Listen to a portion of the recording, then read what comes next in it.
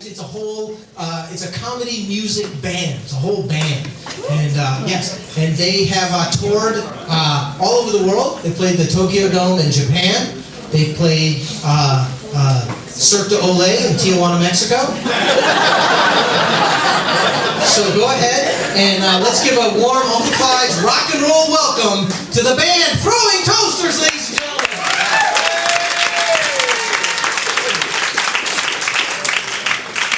Hello, Pasadena! Are you ready to rock? Yes, we are. We want to rock. I apologize. The rest of the band couldn't make it. I'm sorry about that.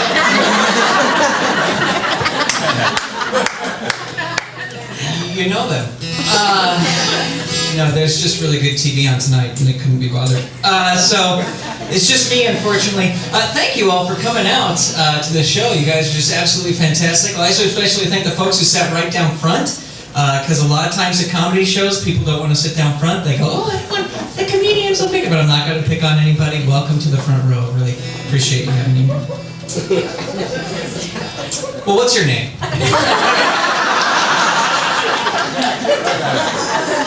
What's your name? Lisa. Let's give Lisa a big round of applause. Lisa, ladies and gentlemen. That's it. Okay. I'm a substitute teacher during the day because I believe the rock stars should give back, and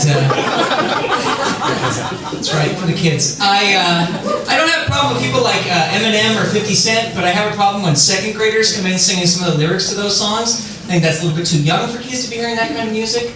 You know, they should probably wait to get into the hardcore stuff at least third grade. And I decided it really was my responsibility as a pop star to write a song that would be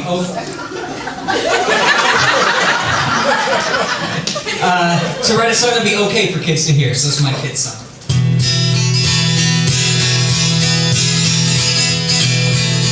Always remember to say please and thank you when you're taking candy from a stranger. Always remember to do what your parents say. You can do whatever you want when they're not around. It only takes 13 digits to call India. Stick a fork in the microwave, it's set to 30 minutes. If you draw on the living room wall with a blue crayon, it will give you the power to fly. There's lots of tasty things to drink under the sink. Why not go and give them a try? Old people are really easy to push over. Have you ever watched TV in the bathtub? It's fun. Spend some time visiting with your grandma and tell her the family's betting on when she's gonna die. Spend some time playing with your little brother and convince him he's got the power to stop a moving vehicle. Sneak up and scare Daddy while he's shaving. Tape record Mommy when she's yelling at you, and play it back when she's got friends over. Please don't do anything that I've said in this song unless you really want to be cool.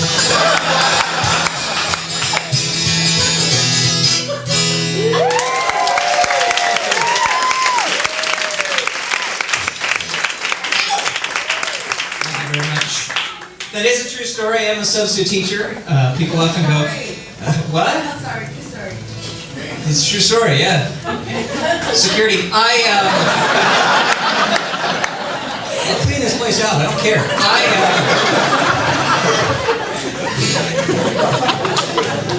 Have another. I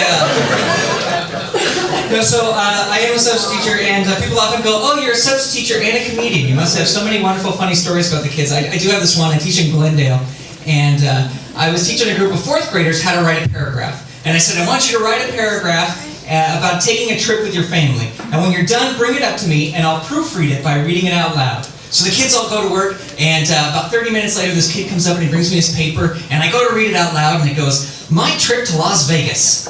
I took a trip to Las Vegas with my family. It took us 3 hours to get there in the car. It was a very long and boring trip. All I did was sit in the back seat, listen to music, and play with myself." And I said, "Michael, what do you mean you were playing by yourself?" And he goes, "Well, what do you mean?" And I go, "Well, I just mean there was nobody else in the back seat with you. You were there all alone. You were playing by yourself." And he goes, "No, I meant I was touching my penis."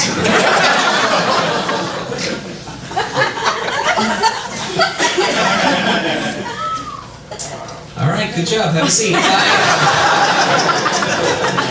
He wasn't wrong. They're not my kids. My rule is I show up at 8. If no one's died by 3, I've done my job. I want to be one of those rock and roll stars that the kids can look up to.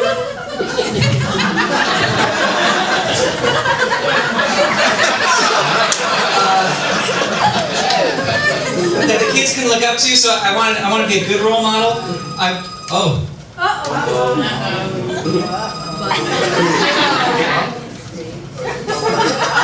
Answer it. That's right there. How much time do I got? Okay. Calm that. All right. Anyway, I wanted to. Christmas is coming. There's only 300 some odd days left, and my goal was to write the most inappropriate. Oh, they're calling back.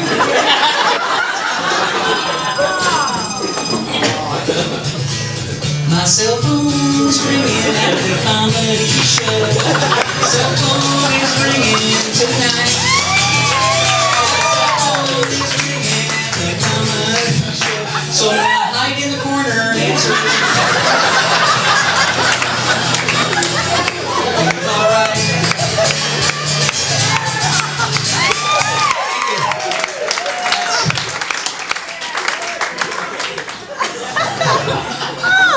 It's available on CD after the show. I'd like to.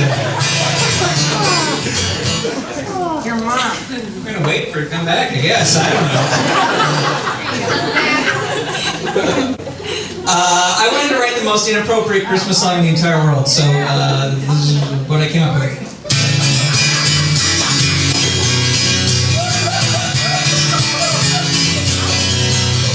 On December 1st, I sent out my Christmas cards. I did them early so I wouldn't seem rude. Full color custom photos of me as baby Jesus in the hay in the nude. On December 7th, I remember Pearl Harbor. I got up at the crack of dawn. The veterans down at the rest home were still sleeping when the Molotov cocktails hit their lawn. It's Christmas time again. Time to help those in need. Time to tag and release the homeless, so the shelters know how many to feed at Christmas time.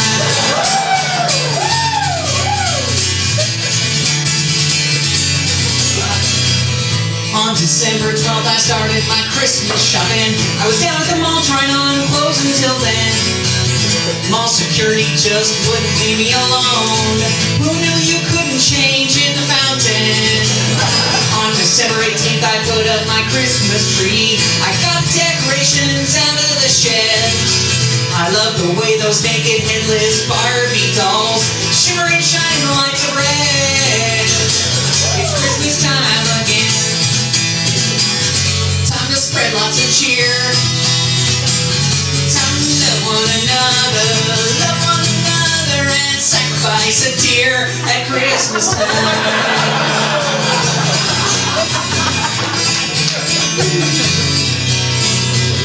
It's December 24th and close to midnight. I'm dressed as Santa up on the roof of my neighbors who are non-believers. I'm gonna go down the chimney and give them some proof. It's Christmas time again. Santa Claus on his way.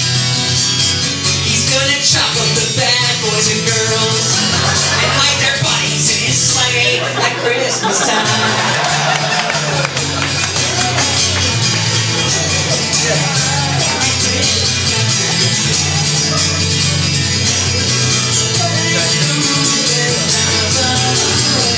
Thank you very much.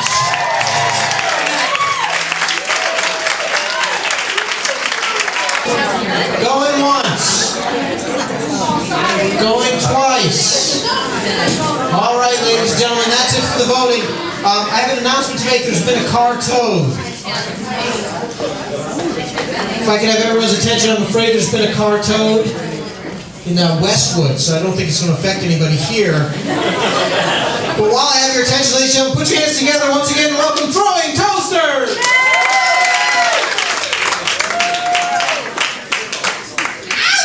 Thank you for sticking around.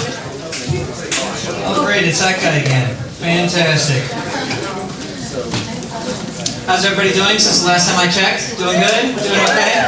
I'm just gonna play a few songs for you while they are counting the ballots out there. How did the phone call go? My granddaughter said that she loved me. She called me during the comedy show. No, we already did that. Anybody here in love? Okay, great. You know when you first fall in love, like that first period of being in love, where you're just like, yeah! You know, like just, I'm in love! You know, like that first week or 5 minutes of being in love, where everything is just great. Whenever I feel that way, I always feel like, I will now write every love song in the entire world. And this is the song I wrote during that last love feeling.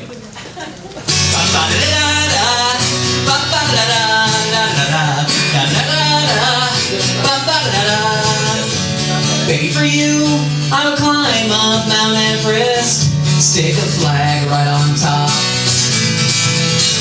Baby, for you, I would swim across the English Channel by myself non-stop. These are all the things I do for you, and I'll admit that none of them are new. They've all been done by other men, it's true. But baby, so have you.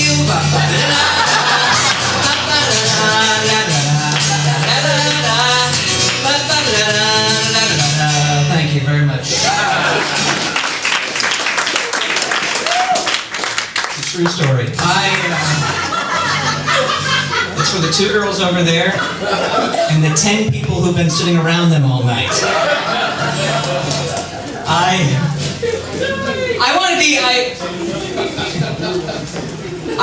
wanted to be one of those rock and roll stars that kids can look up to, and so I decided. True story, yeah, it's funny. Even now, hours later, it's still. So I decided I want to lead my life in an example for kids to follow, and so what I decided what I would do is the first step in that process is to go get an STD test, and but I never had an STD test before. I never went and got one, so I didn't know anything about it. And I listen to Loveline a lot, and they always talk about Planned Parenthood. So I was like, okay, I looked up Planned Parenthood online, and you can make an appointment right online to go get your STD test done. So I filled out I got an appointment 9 o'clock Monday morning, right when they open. And I was like, okay, this is great.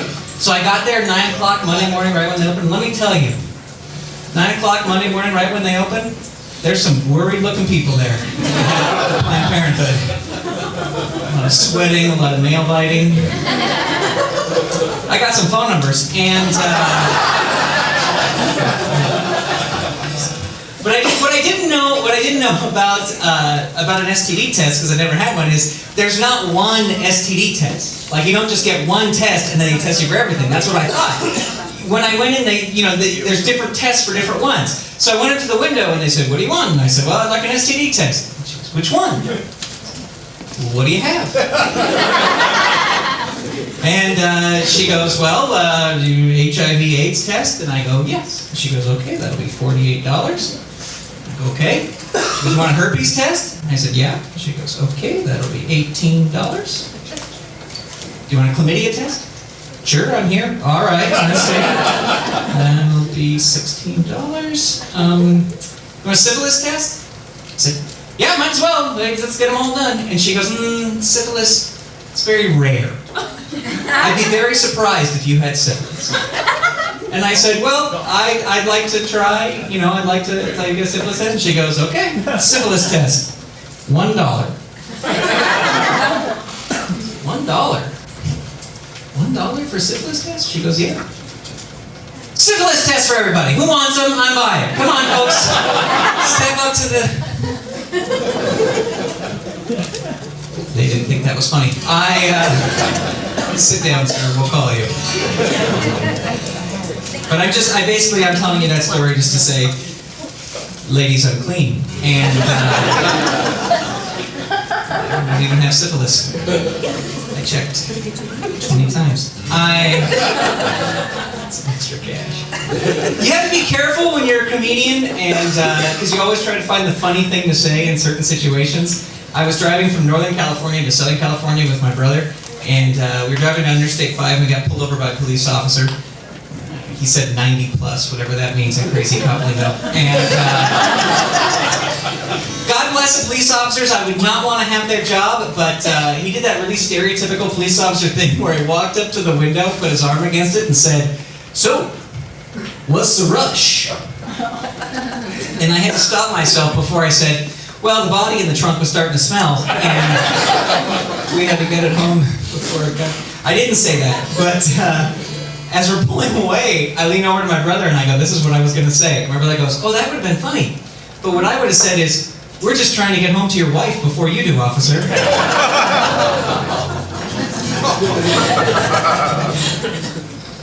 My brother gets a lot more speaking tickets than I do. I just realized that.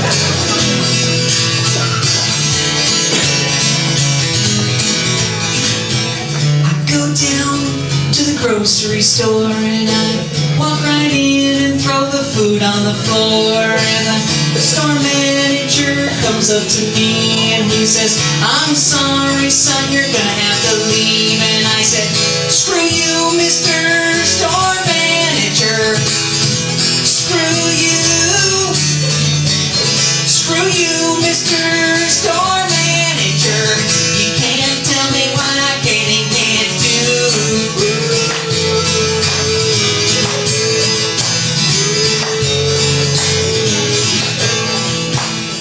Go down to the bank downtown and I walk right in and pull my pants right down, and the bank manager comes up to me and he says, I'm sorry son, you're gonna have to leave. And I said, screw you, Mr. Bank Manager. Screw you. Screw you, Mr. Bank Manager. You can't tell me what I can and can't do.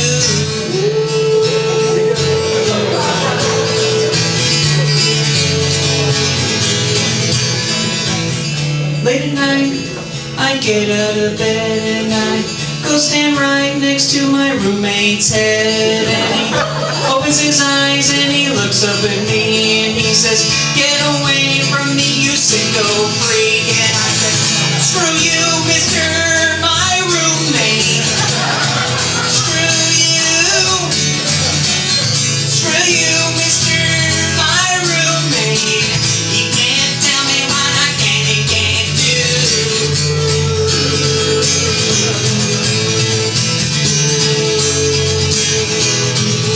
Screw you.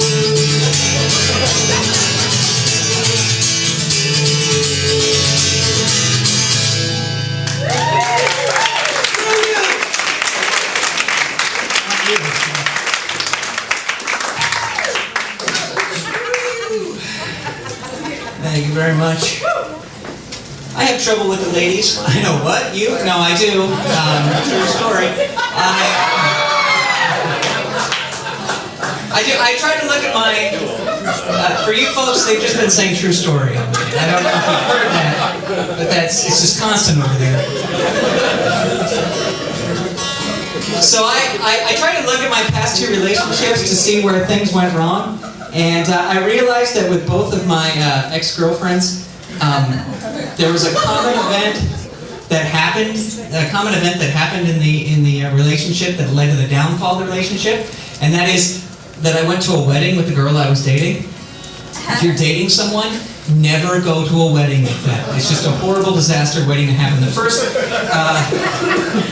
girl I went to a wedding with, her friends were getting married, and they know that I make short films and stuff, and they said, "Hey, would you videotape our wedding?" And I said, I'd love to videotape your wedding. That would just be a lot of fun, and I'd be honored to do that. So I got all these extra tapes and the batteries and stuff, and the night before the wedding, they called me and they go, "You know what, we hired some professional video guys, we don't need you to videotape the wedding." And I was like, well all right, you know what I'll do? I'll bring my camera anyway. Because what if something happens that the professional guys miss, and I'll capture it on tape, and then you'll have a complete picture of your wedding. And they're like, okay, so I brought my tape, and when we got to the church, they had 3 video guys, and these guys were awesome. They were just like everywhere. They're capturing every shot. They're like video ninjas or something, you know, they're just like everywhere. And I was like, man, these guys are good. They're gonna have footage of everything. Except they're not gonna have any footage of the video guys. So that became my job at the wedding. I just started following the video guys around wherever they went. And it was so great because during the ceremony, I was sitting there in the bleachers, whatever they're called in the church. And, what? God bless you. So I'm sitting there, and the head video guy is up at the front, and he's videotaping the bride and groom, and I just start videotaping him, and it was great because about 10 minutes into the ceremony, he realized what I was doing. So he's videotaping the bride and groom, and he keeps going,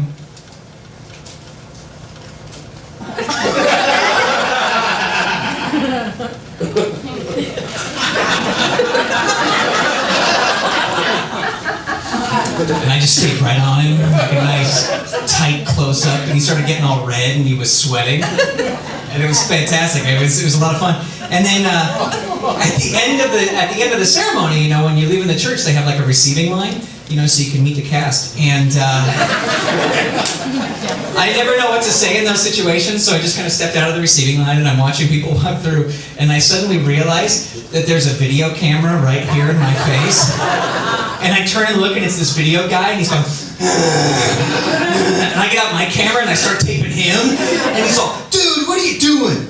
And I go, "I'm just having fun, relax. You know, you need somebody's permission in order to videotape them." And I go, "Oh, really? Because when we got to the church, you started videotaping us. You didn't ask for our permission." "Well, it's different. You're an invited guest. It's like there's so many beautiful images for you to videotape. Why are you videotaping me?" And I go, "Dude, would you relax? What am I going to do with the footage?" He goes, "Yeah, what are you going to do with the footage?"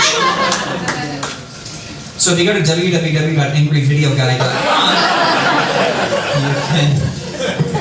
I'm kidding. It's .org.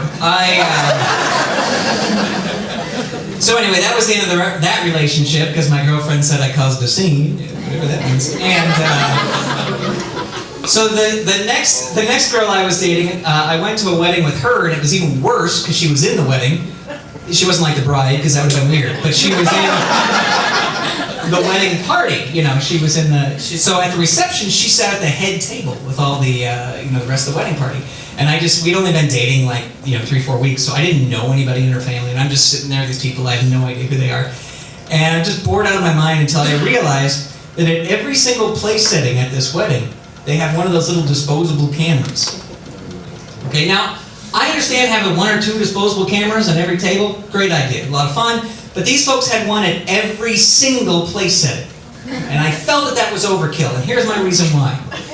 When the bride and groom went to go cut the cake, all 250 guests were standing around them, and they all took a picture at the same time. And it's like, what, you need a panoramic flip book of cutting the cake? I don't understand. You don't need that many pictures. So I said, not me, I'm gonna take different photos. I'm gonna take photos that no one else is taking. So I took an entire roll, 36 exposures, of people's feet at the wedding. But I didn't randomly take pictures of people's feet. I thought about it. When the bride and groom had their first dance, I took a picture of their feet. That was nice, sweet. Mother of the bride took a picture of her feet. It was great. I had a great time spending the rest of the evening looking for artistic feet shots, I turned in my camera at the end, had a blast. Till about 2 weeks later, my girlfriend calls me.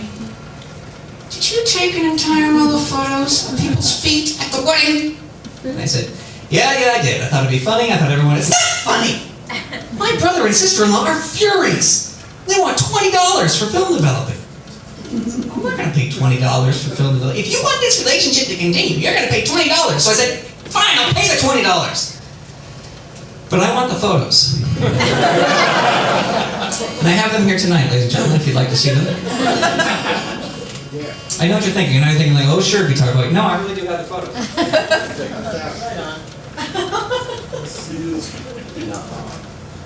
Let me find, yeah, there's the first dance.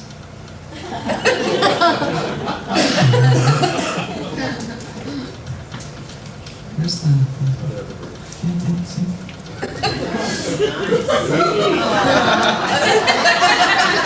You can come see these. It's your story. You're right. Yeah. You can come see these afterwards. I'll show them to you. But I was actually doing this show at Cal State Long Beach, and after the show, this student comes up to me. I didn't have the photos on stage, and the student comes up to me and goes, "Dude, did you really take photos at the wedding?" And I go, "Yeah, I did. You want to see them?" He goes, "Yeah." And he's flipping through, and he goes, "Yeah, this was my cousin's wedding." The family was pretty pissed off about this. I said, "Well, don't tell them I've been doing it on stage, because I never paid the $20. We've broken up, right? Statute of limitations. I don't have to pay the $20. So, all right, folks, you have been an absolutely awesome crowd. Thank you so much for your attention. I'm going to do one more song, and I'll leave you fine folks alone. I do have a CD available. They are only $10 if you'd like to pick one up outside. I'm hoping to sell at least 80 tonight, because rent's due tomorrow, so if you could please, for the love of God, pick up 6. Thank you all very much for your attention. You guys are an awesome crowd, and I especially like to thank Lisa for sitting right down front. Let's give Lisa another big round of applause. Lisa, are you having fun, Lisa? Yes, very much fun. All right, do one more song and leave you guys alone. The clock reads 3:27 and I'm shaking in the night. My sweat makes the sheets like skin, and I know I've lost the fight. Now's the time I know when you and I can be alone. I can hear the sleep in your voice as you pick up the telephone. Are you alone? Lisa, what you got on? Lisa, don't you know that you belong to me? You're all mine, Lisa, for all time. Lisa, and it's only a matter of time until you see. A man came by today, he had some papers from a judge. Don't you know that there's no court in the world that could ever understand our love? And there's no security guard big enough, no matter how hard he tried, that could ever prevent me from getting right there by your side. Do you hear me? Lisa, you need to fear me. Lisa, don't you know I'd never let you come to any harm? I'm obsessed, Lisa, alright, I'm a mess, Lisa, but you gotta admit, that's part of my charm. Oh, Lisa, you're mine, can't you tell? And if I can't have it today, well then, I'll have you now, Lisa. Oh, Lisa. Oh, Lisa. Oh, Lisa.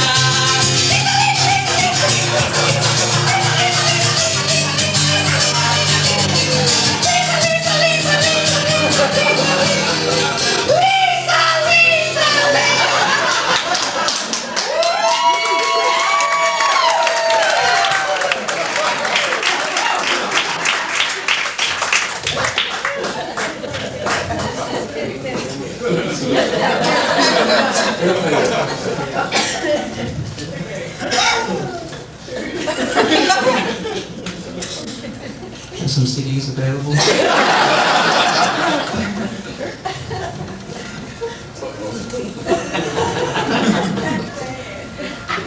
Look at me.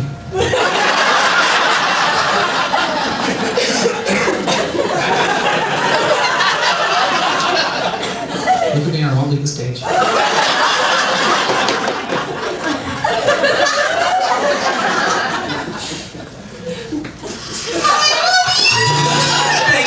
Good night, everybody.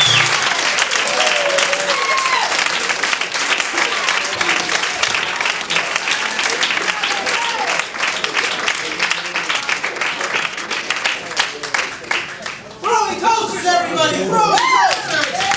Let's hear it nice and